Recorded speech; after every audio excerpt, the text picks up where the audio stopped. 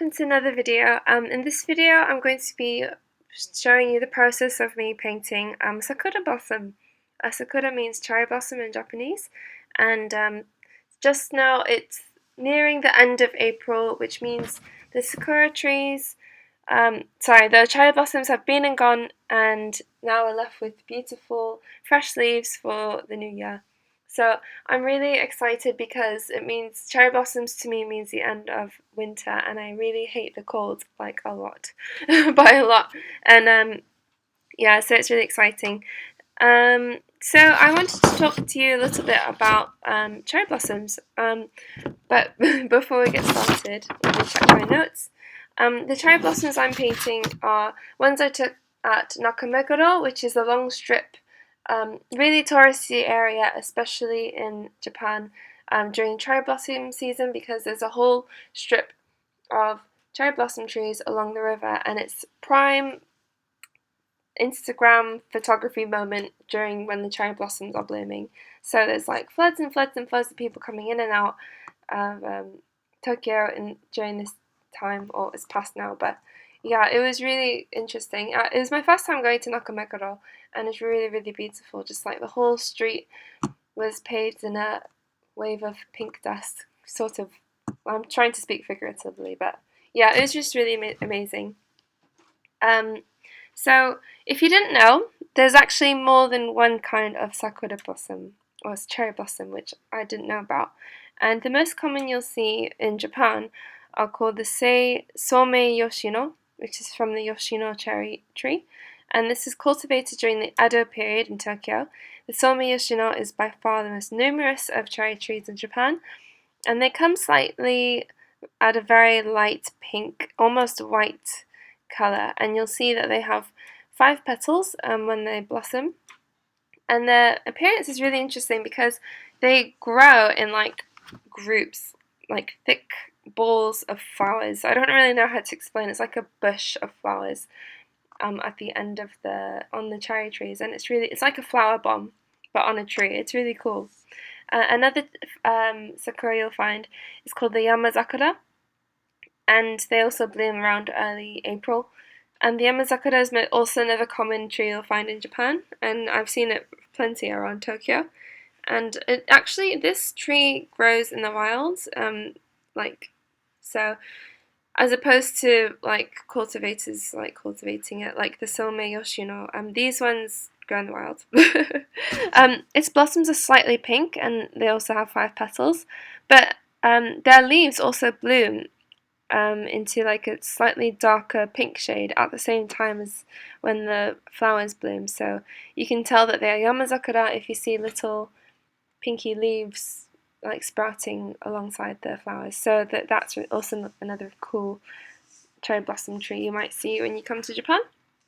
And the third one, which is very, very common, is called the Shidare Sakura, which is called weeping cherry blossom, which is basically where the tree branches of this cherry blossom tree will droop down, like similar to like weeping willow kind of thing. And I think Nakameguro is full of the Shidare Sakura trees, so it droops down into the river. That's why it's very, very picturesque. So the flowers that I'm painting right now, actually, I think they're Shidare Sakura.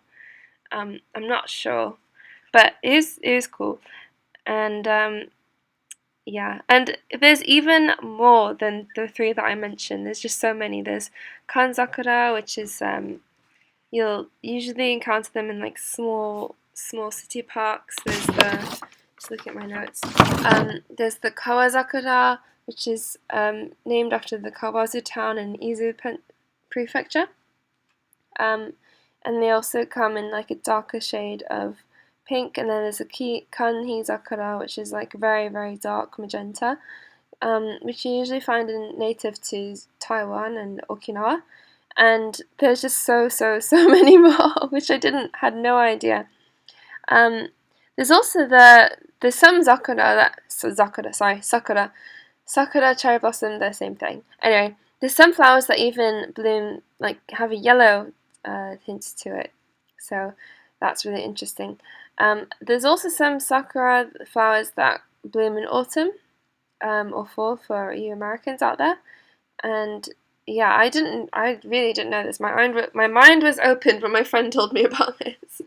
Um, but usually you can tell the difference by how many petals they have, like what color they are, how they sprout. Do they sprout in like one by one or by themselves, or just in kind of what way? But you can research online more into that information. Um, so what I'm painting now, that I'll sort of talk a bit about how I do the groundwork for my painting. Oops, sorry, groundwork for my paintings at first is this time I use a Prismacolor pencil um, to outline the basic shape.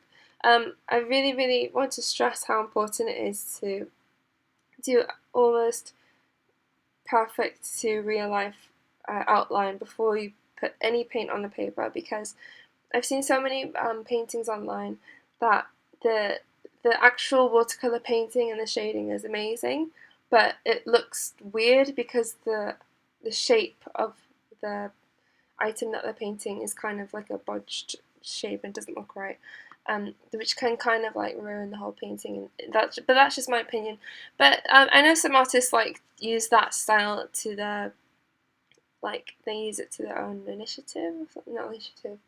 They make it work basically. But I think for my style of painting, it doesn't work. So I really try to get the outline perfect before I add any paint. So I don't like using graphite pencils because when you rub it away, it creates like a grey hue on the paper. Hue? What am I saying? It just makes the paint look grey, like a grey undertone, and also it can dirty your paper a lot easier, especially when you have your hand moving all over the page. So that's why I like using Prismacolors, and the Prismacolors are just cleaner and easier to rub away. So yeah. Anyway, oh yeah, welcome to my desk. It's really messy all the time. Random hair clip in there. So yeah, I've just painted. So what I usually start with is like the lightest wash, and then I go gradually to mid-tones, and then I go gradually to dark tones. But what I really learned from this painting was that what I've noticed in my other paintings, I like to line my objects in a very dark contrasting colour. And in this way, it was really hard for me not to overpaint the pink petals, because the Sakura petals are really light pink, and sometimes I can just sort of overdo it by adding too many layers of pink, and I really had to force myself not to paint too much of the petals. But I really love the contrast of the lime green tones with the like pastel pinks. I think it really works. I love using like contrast in that sense. And yeah, so I'll stop talking now. I'll shut up because I think I'm almost finished painting now. And I hope you enjoyed this video and you learned a little bit about cherry blossom trees, as interesting or boring as you might think. I don't know. But yeah, thank you so much for taking the time to watch this video. I hope you enjoyed it, and I'll see you in the next video. Bye!